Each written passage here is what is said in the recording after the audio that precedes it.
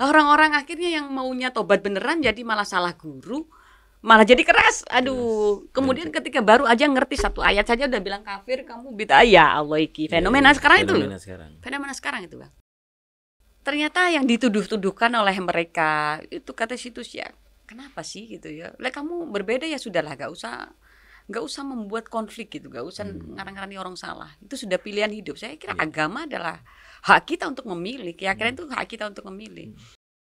Era sekarang itu kan banyak sekali hadis palsu ya. Hadis yang dipalsukan dan diviralkan. Hadisnya perawi yang sudah sahih semua. Perawi Bukhari, Muslim, waduh gitu-gitu. Orang kan nggak tahu Bang kalau nggak pernah ngaji. Ini bener nggak sih orang satu perawi aja sudah merawikan hadis itu sudah ribuan, orang nggak pasti hafal. Tetapi era sekarang satu hadis dipalsukan, diviralkan. Lah awal.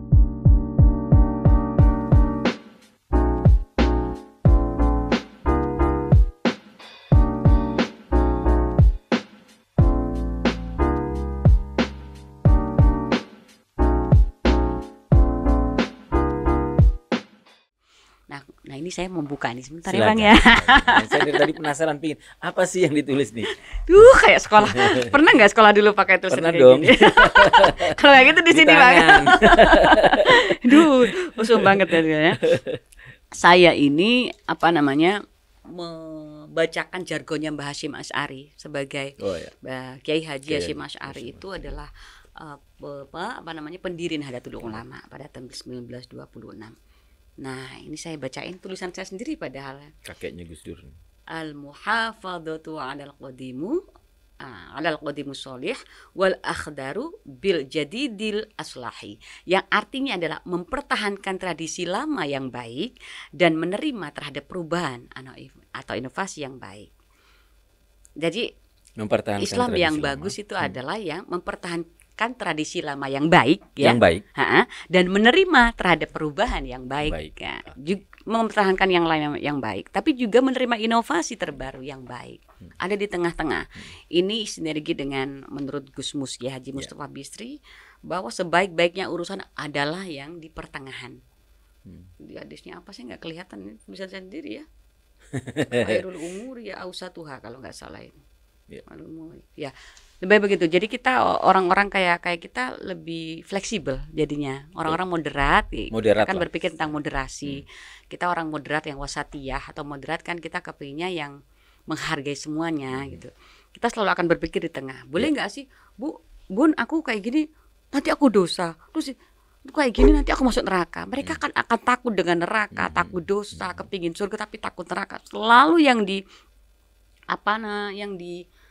serahkan ke mereka itu kamu dosa masuk neraka, kamu begini masuk surga kan bidadari. Beragama penuh ketakutan.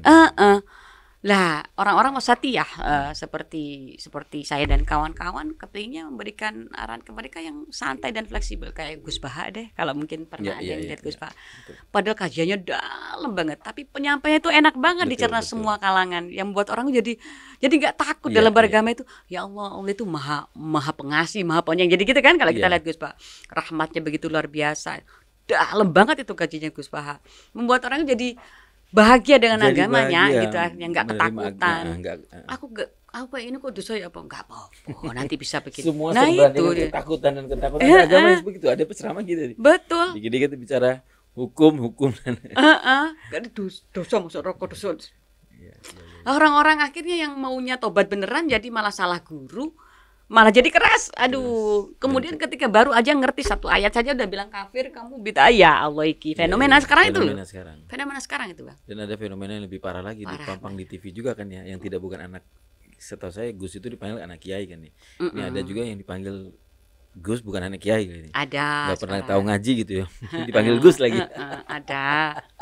Kalau masalah itu sih entah ada yang maunya prestis atau ada yang maunya macak Gus, ya bagi saya itu bukan masalah. Kalau kalau bagi orang-orang kita, orang-orang NU kan sudah hafal ya dengan sanad, dengan duriyah itu hafal insyaallah orang-orang NU itu. Misalnya ini Gus Kausar putranya siapa, putranya Yai siapa, pasti udah tahu sanadnya sampai kemana. Tapi kalau bisa tiba-tiba ada orang saya Gus ini, yang dilihat sama orang itu pasti ini keluarga siapa nih gitu, durianya siapa gitu.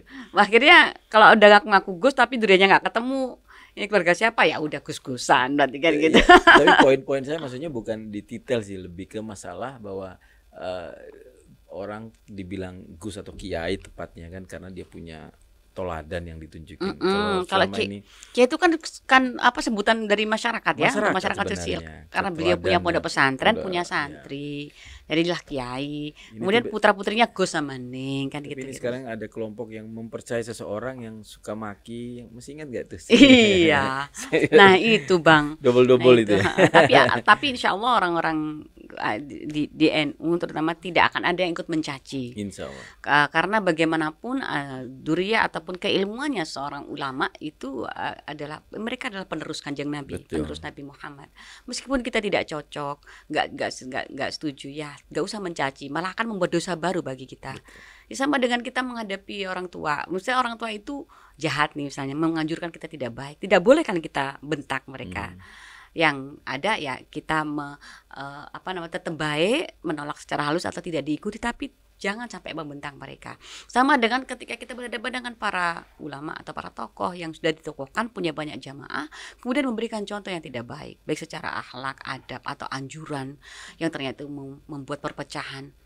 Ya jangan diturutin, tetapi jangan mencaci maki beliau. Itu saja sebenarnya.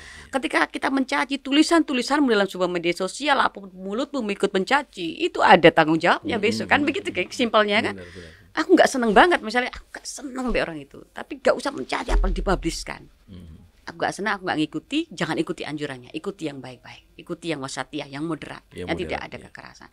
Karena ini Bang, periodenya secara sosial itu tahapannya awalnya orang itu ketika mulai masuk ke dalam tahapan radikal gitu ya, itu awalnya itu radikal. Ketika orang kena paparan provokatif mengenai agama Islam yang harus saklek, harus keras, harus begitu, akhirnya dia terpapar virus radikal. Ini penyakit yang obatnya susah Bang. BNPT saja mempunyai program deradikalisasi. Itu persentase keberhasilannya cuma berapa persen. Oh ya? Sepertinya itu sebuah virus yang ditidurkan. Virus yang ditidurkan. Ketika suatu kali ada momen, virus itu akan bangun kembali, mencari momen. Nah, orang-orang kita mengkanter narasi supaya virus itu tidak masuk dalam penyakit ini, dalam kita. Ya kalau batuk dikasih obat selesai. Tetapi kalau ideologi, virus mengenai ideologi itu susah banget disembuhkan Bang. Kalau sudah dia masuk radikal, dari ciri-cirinya kita udah tahu, udah mulai tahu nih. Oh, nih orang sudah mulai males, nggak mau gabung dengan yang lain. Masih belum, tapi dia belum mengkafir-kafirkan ya. Belum nih, ciri awal nih. Masih di awal dia sudah radikal, dia merasa alirannya dia yang paling benar, tapi dia tidak mengkafirkan orang. Dia tidak mau kumpul dengan yang tidak sama dengan dia. Tahapan selanjutnya adalah ekstremis. Kalau sudah ekstremis, berarti dia sudah merasa itu radikal. Awalnya radikal dulu. Ya, awalnya kena kepapar virus radikalisme. Setelah itu berapa lama kalau itu tidak diobati atau tidak kembali ke menjadi orang normal, maka tahapan selanjutnya adalah ekstremis. Kalau jadi menjadi ekstremis, maka dia berpikir semuanya salah, dia sendiri yang benar dan semuanya itu kafir. Semuanya itu. Dan itu dia sudah melontarkan kafir. Ya, sudah mulai menyala-nyalakan orang lain, sudah melontar-lontarkan, sudah mencaci maki orang lain gitu. Kalau itu tidak selamat Bang, di tahapan itu pasti teroris. Sudah pasti itu. Itu cuma 3 tahapan itu aja. 3 tahapan ya. Radikal, ekstremis, kemudian teroris. Teroris berarti dia sudah siap mati. Udah siap mati, udah mau jadi pengantin, udah ketemu 72 bidadari udah. 72. 73 atau 77? Berapa? Kalian mau kepingin temu berapa? Bidadarinya yang mana? Kayaknya cakapan istrimu nanti. Kayaknya Edo nih sudah mulai tahapan pertama nih rasanya. Suka menyendiri di ruangannya sekarang. Jadi fenomena kemarin seperti ini, seperti itu ada sih beberapa teman yang akhirnya terpapar, saya bilang ya. Oh, ada di Malang? Banyak. Oh, banyak. Perempuan di Malang saya fokusnya ke perempuan. Perempuan berapa persen? Kalau di Malang teman-teman lama yang awalnya bagus jadi nggak bagus gitu, baik sama saya ini nggak baik, karena merasa saya beda dengan mereka gitu kan. Jadi memutus persaudaraan. Saya nggak bisa nentuin bukan orang persentase. Ada peningkatan nggak setiap tahun? Alhamdulillah kalau sekarang udah mulai mengalami penurunan ya, karena banyak karena aliran moderasi sudah mulai dakwah terus, sudah mulai sosialisasi terus. Dan ini bagian juga. Ya, Ini kita merasa kita bagian juga memberikan. betul, harus. Dengan Corong saya lihat Victorian juga mengundang beberapa teman-teman, ada yang Chinese, ada itu keren banget, itu bagus. Karena ini kita Victorian. Iya, Victorian. Menang. Oh, menang ya. Jadi semuanya ya. Everyone is number one. Everyone ya. is number one. Tidak hanya orang nasional tapi Betul. local wisdom pasti pernah. Saya udah ngelihat, wah enak nih nasional berarti. Ya itu juga bagian emang dari dakwah hitungannya ya, dari dakwah bahwa di sini bisa merangkul siapapun, nggak boleh karena kamu ini, kamu dosa kamu ini nggak bisa dengan aku, nggak bisa. Perjuangan kita ya menangkal ini orang-orang. Kurang jauh berarti dia. Mainnya kurang jauh orang-orang kayak gitu. Ngopinya kurang kental bang. Mainnya kurang jauh, ngopinya kurang kental, jadi karena kayak mereka gitu. dari kecil, dari lahir mereka hidup sudah di tengah-tengah umat Islam. Coba mereka lahir dan dari kecil di tengah-tengah umat yang lain. Ya, seperti yang dipunya begitu ya. Wah, asik banget itu. Mereka rasanya beda. Ya alhamdulillah saya juga hidup di tengah-tengah, tetapi didikan dari orang tua mengenai toleransi dari kecil. Jo, nggak boleh. Tadi kecil sahabat saya udah Chinese bang. Ayo ke gereja. Kecil saya masih SD kelas 1. Ayo ke gereja. Nggak boleh, aku ke gereja nanti aku singkat. Karena saya sudah di madrasah, saya tahu tidak boleh. Tapi saya memang menghormati ini. Kamu tak kasih kue yo? Iya tak tuh kuenya ya. Tapi aku nggak mau gereja ya. Saya kecilnya loh bang. Itu tuh udah kecil, gede-gede, udah ketemu teman-teman yang teman-teman dari semua agama, suku, itu enak banget sudah. Udah enak banget terus sampai sekarang. Nah saya terakhir mau baca bang. Ciri-ciri sikap moderat ini saya lihat dari media yang online, ditulis oleh Pak Mukhlison Rahmat di situ ya. Yang paling mudah ketika kita mengetahui orang itu punya pemikiran yang moderat. Itu seperti apa sih? Yang pertama itu adalah mereka memahami realitas. Bahwa mereka tahu era sekarang tidak sama dengan era yang dulu. Kalau sebagian orang kan, kalau dulu itu harus dengan kuda, maka sekarang nggak boleh mobil, harus kuda misalnya, kan nggak mungkin gitu kan. Ini aja udah kelihatan. Dia langsung begini bang, singan abangnya abang begini. Kalau dulu lagi, lagi teknologinya nih mau dikemanain? Bahwa era keemasan di akhir zaman adalah teknologinya makin maju, ya kan? Kalau ada yang bilang bahwa nanti akhir zaman maka akan kembali ke periode yang lama, semuanya itu kuda. Kemudian ada era media zaman dahulu. Masih ada juga kelompok gitu. Ada bang, banyak. Loh, saya itu yang nerima tuh. Ya? Ada. Oke. Ada. Nah kemudian Islam itu kan sangat relevan dengan zaman. Contoh kayak sholat, zakat dari dulu sampai sekarang tetap ada gitu kan. Relevan kan, masih bisa digunakan. Kemudian kalau contohnya kanjeng Nabi Muhammad dulu ketika masih baru mendakwakan Islam itu kalau mau menghancurkan patung di sekitar Ka'bah tidak mungkin, karena kanjeng Nabi masih baru diangkat jadi Nabi dan baru berdakwah, dan beliau tahu kekuatannya masih belum banyak. Tapi kemudian akhirnya dihancurkan ketika adanya Fathu Makkah. Jadi ketika adanya kesepakatan di Makkah dan boleh dihancurkan, beliau sudah ada kekuatan. Jadi tahu konteks, tahu realitasnya. Oh, sebelum saatnya saya begini nanti aja, tunggu. Nah, kalau orang-orang yang tidak memahami tentang realitas, ya pokoknya harus seperti dulu. TV nggak boleh ada, mati. Nggak bisa dong lihat Disney Hotstar gitu. Masih euforia dengan kejayaan Islam zaman dulu. Padahal dia tidak zamani. Dia zamani, jare-jare. Kalaupun kalau dulu orang-orang seperti itu hidup di zaman Kanjeng Nabi, apakah beliau pasti ikut kelompok Nabi Muhammad ataukah Abu Jahal? Kan gitu kan, kita nggak tahu. Sama dengan ada orang kapan lalu bilang NU sekarang nggak kayak NU dulu, Nov. Ada nih, karena saya memang akhirnya orang NU ya, dilahirkan dari keluarga NU sekarang itu buruk misalnya. Ada teman, saya nggak menyebutkan nama, ada beberapa teman, ada seseorang teman NU sekarang nggak kayak NU dulu, makanya aku nggak suka NU sekarang. Emang NU dulu menurutmu kayak apa? Saya tanya. NU dulu zamannya Mbah Hasyim itu. Emang kamu hidup di zamannya Mbah Hasyim gitu ya? Kan masih jare-jare kalau bahasa Jawa. Kalau bahasa Jawa itu kan kulak jare dadi DBE gitu.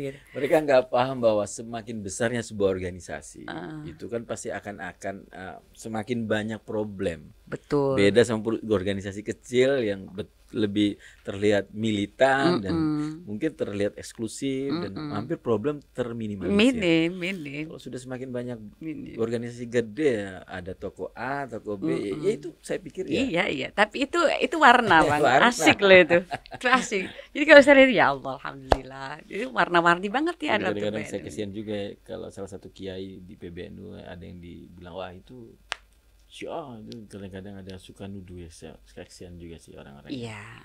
Karena saya pernah duduk dengan beberapa orang, sorry Victorian kalau yang menonton ini. Itu Pak Imam itu ketua PBNU yang Syiah, dalam hati saya hanya cuma miris. Saya tersenyum tapi saya miris saja. Terus terang, kenapa harus menuduh ya? Iya, betul. Padahal sebenarnya nggak seperti itu juga. Dan saya yakin tidak seperti Iya. itulah. Karena pendeknya memahaminya itu tadi. Karena saya kebetulan dekat sama orang Syiah, ada Ahlul Bait, ada Muslim, ada di Syiah itu. Saya ada berteman dengan Muslim orang Ahlul Syiah Bait Indonesia. Ya itu ada pengurus Saya kemarin berteman datang ke rumah saya, di sowan waktu gitu. kuliah.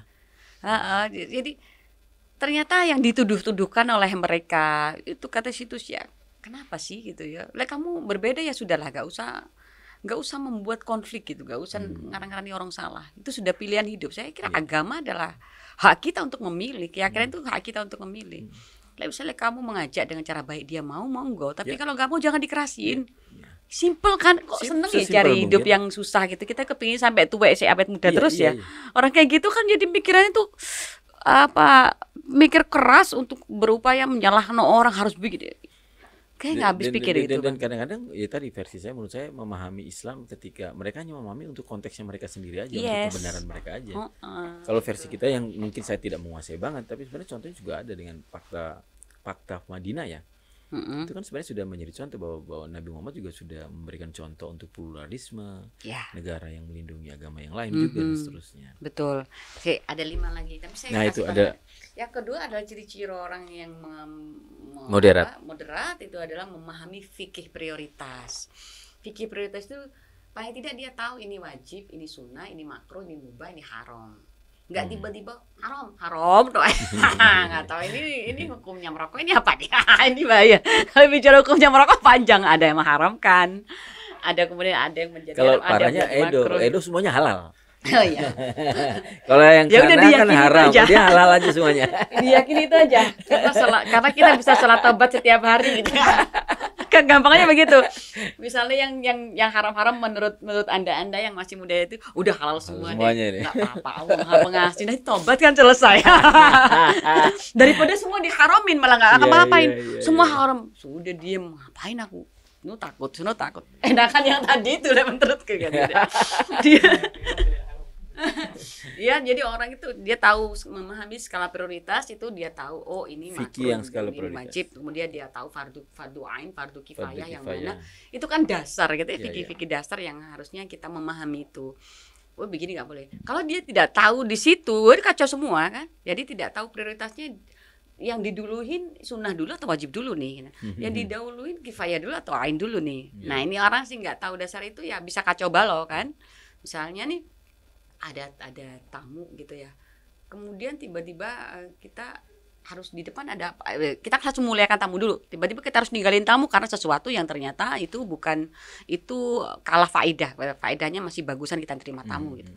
Nah itu saja hal-hal dalam keseharian kita alami. Kalau dia nggak ngerti bisa kacau balau itu bang. Oh itu nggak boleh, harusnya boleh jadi haram, harusnya ini makruh jadi mubah, harusnya ini wajib jadi sunnah. Kayak molak-malik. Itu kalau mengilmu itu kayak panjang ya. Tapi kalau dalam kehidupan sehari-hari lama-lama kan kita hafal ya. Jadi ya tinggal kita tetap ngaji setiap hari. Era sekarang kan di YouTube udah banyak ulama-ulama kita seperti Gus Baha, Gus Muafiq, Masuki juga, Habib Quraisyihad dan sebagainya itu udah punya channel-channel sendiri dan itu sudah disahkan ya. Jadi disahkan itu boleh orang mendengarkan melalui YouTube melalui YouTube dan itu menjadi sebuah seperti halnya kita ngaji sungguhan yang mendengarkan. Ya. Karena dengan jarak yang jauh sekarang nggak mungkin yang dulu kan harus datang ke gurunya. Tapi kita tetap harus ada guru yang ya memang kita ngaji langsung di beliau. Jangan hanya lewat situ tuh, apalagi kalau salah guru. Kalau udah salah guru yang ada ya kalau kita nggak ada guru ya, kalau kita belajar sendiri nggak ada guru berarti gurunya kan setan, gitu ya katanya. Tapi kalau kita salah guru lebih serem tuh dari nggak ada gurunya. Jadi gurumu harus tahu dulu bagaimana gurumu, siapa guru, bagaimana keilmuannya, bagaimana tingkat keilmuannya dan akhlaknya, terutama akhlaknya. Di situ ikutin. Kalau ngajak yang baik-baik sudah, nggak usah cari guru yang lain aja. Insya Allah di NU banyak guru yang bagus-bagus secara adab dan wasatiyahnya.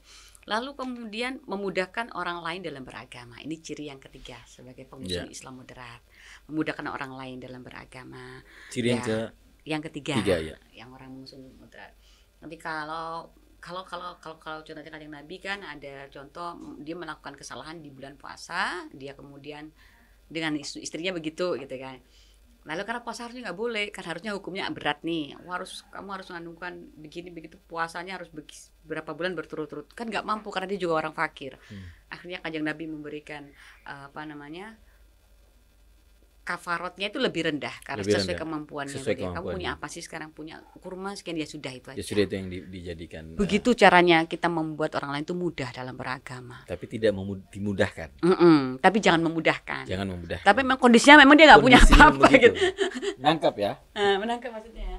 Tapi kalau sudah kita bisa tapi mudah-mudahin gitu, memudahkan ya nggak bisa. Contoh yang paling mudah nih setiap harinya, musafir. Diulangin aja. Ada kisah di Solo Nabi, jadi ada suami istri berhubungan di bulan puasa kan begitu kan ya. Dan itu kan dilarang, nggak boleh. Batal lah akhirnya. Datanglah kena Kanjeng Nabi, dia mengakui dosanya, kesalahannya tadi. Kan harus dapat hukuman itu. Iya, hukumnya berat. Berat itu karena ada puasa 2 bulan berturut-turut, ditambah lagi dia harus memberikan makan berapa 60 kalau nggak 60. Nah, karena orang ini nggak mampu, orang fakir kan nggak bisa ngasih makan segitu. Oleh karena itu sama Kanjeng Nabi dimudahkan dengan cara ya udah kamu punyanya apa? Kamu punyanya ini, kamu punyanya kurma sekian, ya udah itu dengan dendanya itu kemudian disuruh yang saya ingat hanya kurma itu, dia punya kurma itu saja yang diberikan sebagai kafarat, sebagai denda. Kalau puasanya pasti batal. Yes. Gitu. Arti kesimpulan bisa kita ambil adalah pertama, Kanjeng Nabi tetap menjalankan aturan main yang sudah ditentukan secara agama kan begitu ya. Kemudian tapi dikontekskan. Dia maksudnya disesuaikan dengan kondisi orang tersebut gitu kan ya. Jadi kalau hukumannya harus dia bawa ganti rugi sekian gitu, tapi memang orangnya nggak mampu ya, mampunya berapa gitu. Bukan di sini tawar menawar, tapi memang kondisinya begitu, dan itu adalah ada Rasul. Gitu. Paham ya? Rasulullah ya, di era Kanjeng Nabi udah memberikan contoh-contoh ketika Rasul masih hidup. Itu kan bisa relevan, sebenarnya masih bisa dipakai sampai akhir zaman, masih relevan. Islam itu mudah, tapi bukan Jangan dimudahkan. Gitu. Hal yang kita nggak boleh memudahkan paling gampang itu kalau kita bepergian keluar kota nih, musafir. Kita ke Surabaya 80 km kita udah boleh sholat jamak gitu kan, udah boleh sholat jamak takhir takdim udah boleh. Tapi kemudian biasanya kita memudahin. Ini terjadi juga sih sama aku gitu ya. Sama aku juga gitu. Aku mau pulang ke Malang, gampang di Malang aja deh jamaknya. Nah itu kan saya memudahkan gitu berarti. Ini yang harusnya nggak boleh gitu. Berarti saya memudahkan. Sebenarnya saya bisa sholat di situ dulu gitu. Saya di situ, atau saya berhenti dulu di rest area, misalnya sholat di sana sebelum sampai ke kota saya. Ke kota saya biasanya kalau pas mualnya datang atau kemalaman, udah deh gampang di rumah aja. Sampai di rumah nanti gampangin, di rumah malah ngantuk. Ya akhirnya tetap sholat, tetapi kan jadi memudahkan. Seharusnya saya bisa tadi di sana. Jamaknya di sana mestinya. Harusnya. Lebih situasinya memang benar-benar harus di sana gitu. Tapi kalau udah nggak enak, saya dia udah mikirnya gitu. Tapi ada juga tuh, saya ingat almarhum ayah gitu. Ayah kan pasti dari kampung kan ke sini luar kota gitu. Sama waktu awal-awal kita ke Jakarta kan. Terus sholat dah jamak. Saya waktu itu mencoba waktunya masih bisa kan, masih maghrib sendiri dulu aja nanti isya. Saya sepele ngomongannya ayah. Kamu tuh udah dikasih sama Tuhan tuh bonus. Sayang kalau kamu nggak diambil. Maksudnya ada lupa bahasa, kurang lebih bahasa seperti itu. Artinya bahwa nggak usah terlalu ini kita ini udah dikasih bonus bahwa kita ini musafir jadi boleh jamak. Kenapa kamu nggak ngambil jamak gitu? Kamu tetap dengan sholat yang maghrib sendiri, isya sendiri gitu. Jadi, kalau sudah dikasih bonus, ambil aja bonus itu sayang. Iya, ada kelompok yang nggak mau. Ada. Kadang-kadang Jadi gitu saya Bang. diingatkan. Kadang-kadang ya udah aku tak sholat satu-satu aja. Terserah kita. Tapi Allah sudah memberi kemudahan Kan itu bonus, boleh. itu boleh. Kenapa nggak diambil? Karena saya berhari-hari di sana nggak mungkin gitu ya. Berhari-hari cuma 3 hari di sana. Hari pertama saya bisa jamak, hari-hari kedua kita hari-hari kedua satu-satu aja deh. Tapi karena memang lagi free, lagi memang bisa. Tapi besoknya lagi hari ketiganya ternyata padat nih jadwal. Ya udah jamak lagi. Seenak itu gitu agama kita itu. Selanjutnya Bang, ini keempat, memahami teks keagamaan secara komprehensif. Yaitu tadi harus memahami agama itu secara menyeluruh, secara komprehensif. Kebanyakan orang-orang yang akhirnya berpikir brutal itu adalah memahaminya pendek sekali Bang. Pendek sekali. Saja. Saya memahami mengenai radikalisme itu. Tentang radikalisme saja itu kajiannya sudah sedemikian panjangnya. Ya Allah, sampai bicara lughawinya, sejarahnya, usul fikihnya itu semua dibredel Bang. Semua dibredel. Itu nggak mungkin ya saya kemudian dari apa saya peroleh saya paparkan semuanya kepada orang yang ingin saya selamatkan. Nggak akan masuk pasti gitu. Dari ilmu yang sedemikian dalam, bagaimana cara kita mengemas menjadi bahasa sederhana dan membuat itu klik di dia dan dia bisa sadar kembali kan gitu. Bisa, iya sih ngapain sih aku gini, iyalah enak kayak kemarin aku tuh orangnya santai kok sekarang jadi aku kaku ya. Kadang-kadang ada yang paham itu ya. Padahal mengkaji tentang hal itu udah luar biasa. Saya pernah ikut workshopnya ini Bang, Rois Syariah BCNU Australia itu. Gus Nadir Shahosen. Gus Nadir Shahosen. Secara akademis beliau juga dosen di Monash University, apalagi profesor gelarnya dan duriahnya juga bagus banget gitu. Nah kemudian hanya memberikan contoh gini, era sekarang itu kan banyak sekali hadis palsu ya, hadis yang dipalsukan dan diviralkan. Hadisnya perawi yang sudah sahih semua, perawi Bukhari, Muslim, waduh gitu-gitu. Orang kan nggak tahu Bang kalau nggak pernah ngaji. Ini bener nggak sih satu perawi aja sudah ngerawikan hadis itu sudah ribuan, orang nggak pasti hafal. Tetapi era sekarang satu hadis dipalsukan, diviralkan. Lah awalnya menurut beliau Gus Nadir, karena beliau dia juga seorang akademisi mirip dengan jurnalis, kita nggak mungkin menyampaikan informasi tanpa sumber yang jelas. Harus akurat, aktual, tajam, terpercaya. Nggak bisa dari hoax, dari jari itu kan nggak bisa kalau nggak kita langsung tahu sumbernya. Kemudian Gus Nadir itu tanya ke rekannya yang masih duriannya Imam Syafi'i. Imam Syafi'i, tolong dong, sampai gitu. Beliau tuh nemu satu hadis yang kok hadisnya apa ya Imam Bukhari terus ikut aliran Imam Syafi'i pokoknya. Kalau nggak salah ya, saya lupa, workshopnya udah agak lama yang lalu. Kemudian beliau telepon rekannya, coba dong cekkan satu hadis ini betul nggak sih dari perawi ini. Yang ditelepon masih duriahnya Imam Syafi'i, masih duriahnya ya, masih keturunannya. Akhirnya beliau mencari buku-buku lagi, betul nggak ada. Jadi ketika mencari buku-buku untuk menyesuaikan di betul atau enggak, ini hadis palsu yang lain sudah diviralkan lagi. Kan kayak gitu fenomenanya Bang. Diviralkan lagi yang palsu-palsu yang lain. Ini belum mengkanter satu hadis, tapi sudah 1000 hadis lagi yang datang yang palsu. Dan model kayak saya dan yang lain, apalagi ini, kita juga nggak tahu ini mana hadis viral, mana hadis palsu, mana enggak. Iya, betul.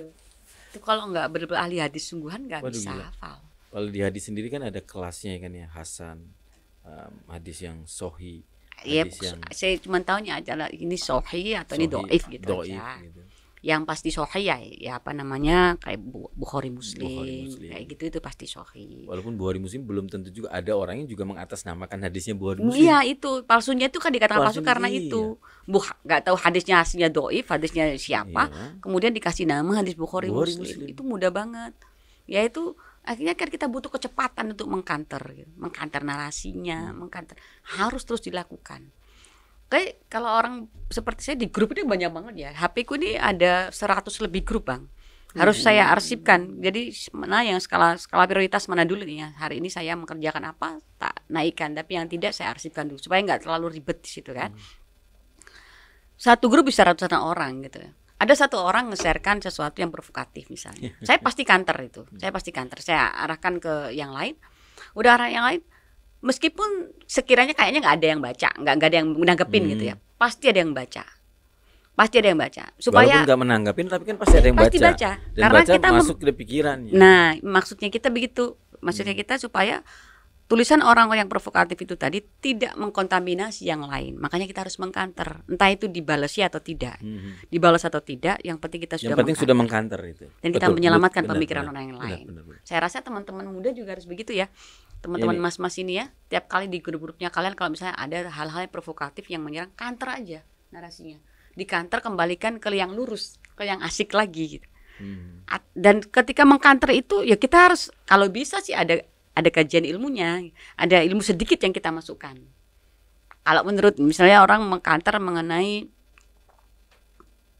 tentang ke garis keras gitu ya, kita mengkanter dari ahli sunnah wal jamaahnya. Gini. Jadi orang kan tahu, setidaknya yang membaca itu bisa ada perbandingan. Iya, ada perbandingan, ada informasi. Terus kalau udah setelah itu kan kita ngobrol-ngobrol biasa gitu, ngomel-ngomelan biasa. Paling tidak orang tidak katut yang itu harus. Dan alhamdulillah itu efektif Bang sebenarnya. Itu efektif karena awal-awalnya frontal, tiba-tiba mereka menjadi biasa. Ya alhamdulillahnya efektif. Itu harus dibiasain. Saya juga mengikuti di Twitter tadi Gus lupa namanya tadi yang di Australia. Gus Nadir Shah Gus Nadir. Nah, Gus Nadir. Selalu memang beliaunya selalu ini sih aktif. Ya ancamannya memang luar biasa. Kebetulan saya beberapa kali ditelepon sama timnya Universitas Indonesia. Kalau misalnya mereka membutuhkan informasi dari tokoh-tokoh perempuan, salah satu yang ditelepon adalah saya oleh tim kajiannya peneliti di Universitas Indonesia. Padahal saya di Malang gitu. Wow, keren. Dikasih surat dulu, kemudian ditelepon, kadang melalui Zoom, dan itu mesti wawancaranya mendalam. Tulisannya adalah wawancara mendalam. Karena mereka butuh informasi untuk sebuah sebuah tulisan yang nantinya itu akan menjadi program kerja mereka dan kemudian dicanangkan menjadi RUU. Kalau jadi RUU, kalau udah disahkan jadi undang-undang kan begitu. Kalau kami ini belum dalam-dalam Mbak, karena ini masih teman-teman Victorian masih yang pinginnya informatifnya yang simpel-simpel dulu. Iya. Gak apa-apa. Tapi poinnya sebenarnya kena semua. Mungkin di penghujung podcast ini Mbak Novi, kira-kira pesan Mbak Novi buat teman-teman perempuan Victorian, khususnya yang generasi muda ini. Iya, saya tuh kemarin lihat Victorian cuman kok semua udah pakai jargon ya, atau memberikan sebuah kata mutiara. Saya sampai sekarang bingung mau kasih mutiara apa Bang. Bingung ya. Kayak tadi sudah ada kata mutiara, kita juga sudah mau pakai tuh yang tadi bahasa Arab tuh yang intinya perempuan adalah tiang negara. Itu kita bakal jadi tag bumper ya atau gimana? Ya, untuk perempuan ya nih Bang ya. Untuk cowok juga dong harusnya. Ya boleh. Ya, setiap kali kajian-kajian tentang perempuan saya rasa laki-laki juga harus ikut. Kayak beberapa kajian-kajian di acara-acara kita dengan ulama-ulama perempuan ataupun dengan Aman, pembahasan tentang perempuan wajib ada laki-laki yang ikut. Supaya laki-laki itu tahu bahwa posisi perempuan hakikatnya seperti apa. Meskipun persentase lakinya cuma sedikit gitu ya, lebih banyak perempuannya, tapi memang wajib ada laki-laki yang ikut. Itu lebih efektif ternyata. Dan pesan saya sesama perempuan dengan para ibu-ibu yang sudah berumur 45 ke atas, yang sudah masuk masa usia pramanula sampai dengan manula, ataupun ibu muda seperti saya dan remaja sampai dengan ke bawah.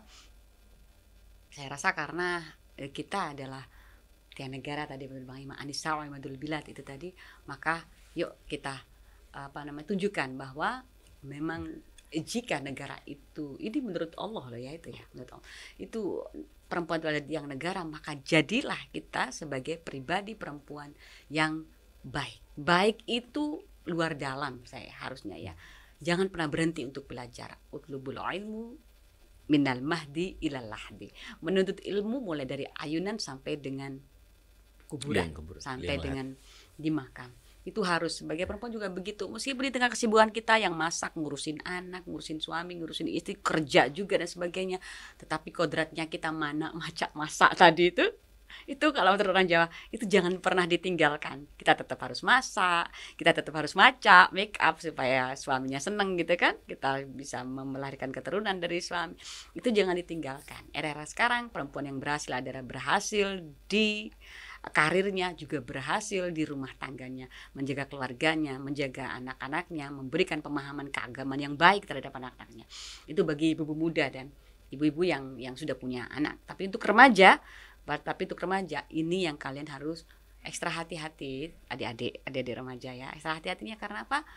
Penyaringan dalam sebuah media sosial, filterisasi, bagaimana cara memfilter di media sosial, itu kalian harus banyak bertanya kepada orang yang di atas kalian, guru kalian, dosen kalian, atau guru ngaji atau siapapun yang menurut kalian pemikirannya matang. Jangan kemudian diputusin sendiri di media sosial. Oh katanya itu gini, katanya gini.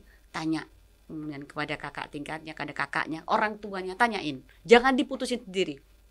Yang remaja loh ya, yang remaja. 17 tahun, 17 yang kuliah juga gitu. Saya harap jangan diputusin. Karena saya juga dosen, saya juga ngajar di Poltekkon beberapa lama yang lalu. Ketika memahami anak-anak muda era sekarang, mereka memang perlu pendampingan, dan yang dampingin nggak boleh keras-keras juga. Yang dampingin juga harus asik. Itu lebih masuk buat mereka. Gitu ya. Karena eranya sudah ada luar biasa, serem. Tapi kalian-kalian yang masih muda masih didampingi oleh orang-orang yang era milenial akhir dan kolonial. Masih bersyukurlah. Bagaimana kalau nantinya Gen Z semua mau punya generasi baru dan Anda masih berpikir Gen Z aja, ini bahaya. Ya, kita sama-sama berjuang ya, sama-sama belajar ya, mbak-mbak, ibu-ibu, eyang-eyang gitu ya. Sama belajar, kita berkegiatan bersama, mencari hal yang positif, menjadi orang yang banyak bermanfaat buat orang lain, dan sukses terus buat Victorian Podcast. Amin. Waduh, mantap. Terima kasih Mbak Novi. Ini monolognya keren loh ya. Anchornya ini masih kelihatan banget. Saya udah tua, jadi kalau on the screen sudah nggak cocok. Udah agak dibang. Jadi kalah nih, malu nih saya. Saya akhirin. Terima kasih sekali lagi Mbak Novi, teman-teman Victorian. Kita jumpa lagi di podcast berikutnya. Salam sukses, salam sehat semuanya buat teman-teman Victorian. Thank you.